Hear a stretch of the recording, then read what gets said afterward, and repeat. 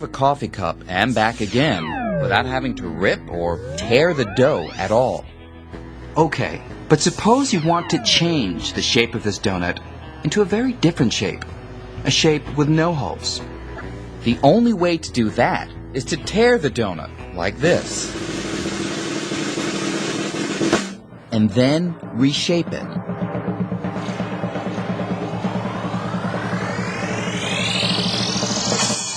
Unfortunately, according to Einstein's laws, this is impossible. They say that space can stretch and warp, but it cannot rip.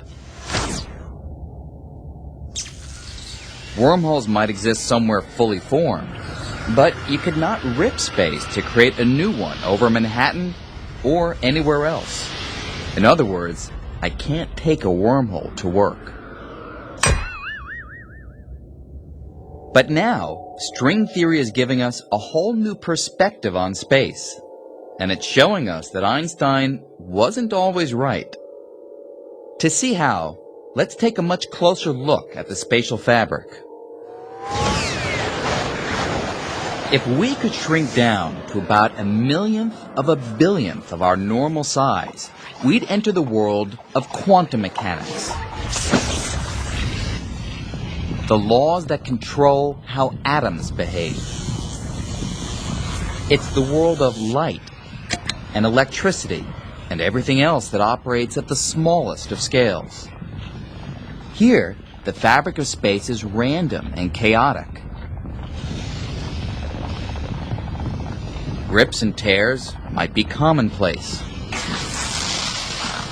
But if they were, what would stop a rip in the fabric of space from creating a cosmic catastrophe? Well, this is where the power of strings comes in. Strings calm the chaos. And as a single string dances through space, it sweeps out a tube. The tube can act like a bubble that surrounds the tear, a protective shield with profound implications. Strings actually make it possible for space to rip. Which means that space is far more dynamic and changeable than even Albert Einstein thought. So, does that mean that wormholes are possible? Will I ever be able to take a stroll on Everest? Grab a baguette in Paris? And still make it back to New York in time for my morning meeting? It would be kind of cool, though it's still a very distant possibility. But one thing that is certain is that string theory is already showing us that the universe may be a lot stranger than any of us ever imagined. For example, string theory says we're surrounded by hidden dimensions, mysterious places beyond the familiar three-dimensional space we know. People who've said that there are extra dimensions of space have been labeled as, crackpots or people who are bananas. I mean, what do you think there are extra dimensions? Well, string theory really predicts it. What we think of as our universe could just be one small part of something much bigger.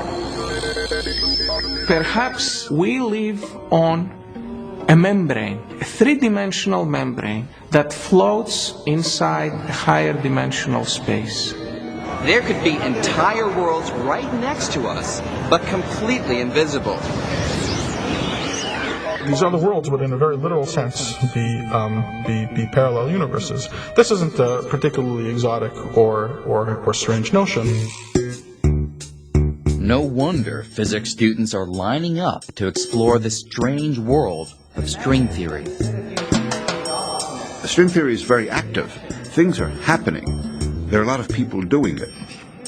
Most of the young kids, given the choice, at a ratio of something like 10 to 1, they will go into string theory. But strings weren't always this popular.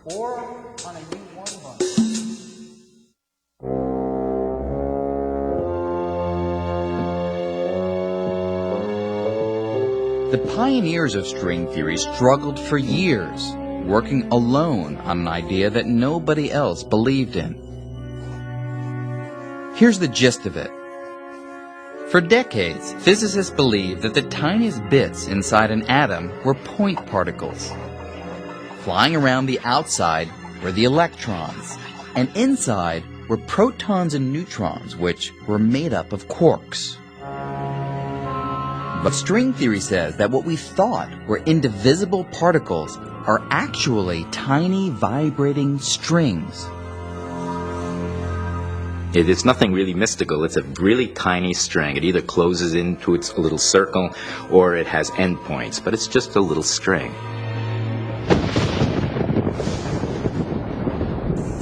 In the 1980s, the idea caught on, and people started jumping on the string bandwagon. Well, the fact that suddenly all these other people were working in the field had its advantages and its disadvantages. It was wonderful to see how rapidly the subject could develop now because so many people were working on it. One of the great attractions of strings is their versatility.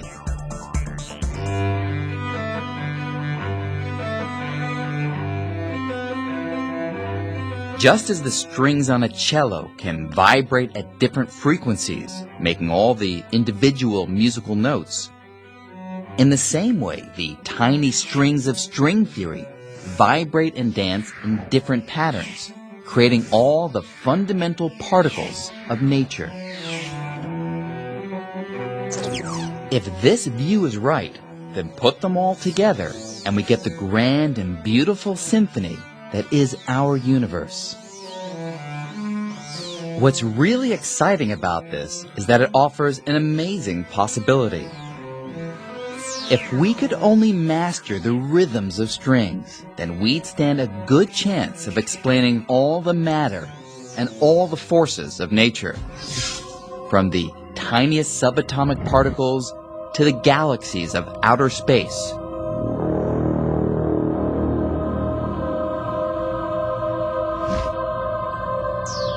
This is the potential of string theory, to be a unified theory of everything.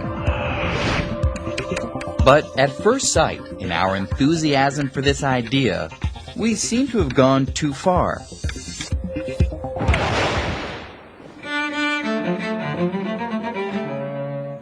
Because we didn't produce just one string theory, or even two.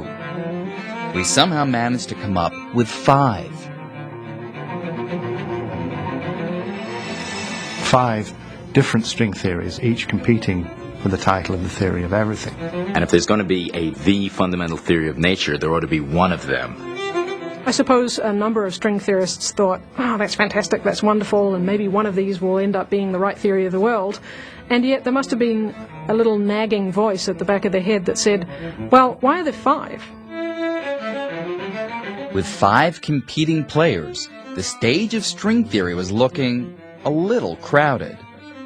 The 5 theories had many things in common. For example, they all involved vibrating strings, but their mathematical details appeared to be quite different. Frankly, it was embarrassing. How could this unified theory of everything come in 5 different flavors? This was a case where more was definitely less. But then, something remarkable happened. This is Ed Witten. He's widely regarded as one of the world's greatest living physicists, perhaps even Einstein's successor. Ed Witten is a very special person in the field. He clearly has a grasp, particularly of the underlying mathematical principles, which is far greater than most other people. Well, you know, we all think we're very smart, and he's so much smarter than the rest of us.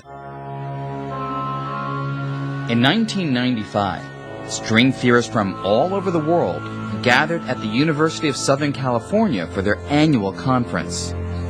Ed Witten showed up at Strings 95 and rocked their world. I was really trying to think of something that would be significant for the occasion. And actually, since 5 string theories was too many, I thought I would try to get rid of some of them.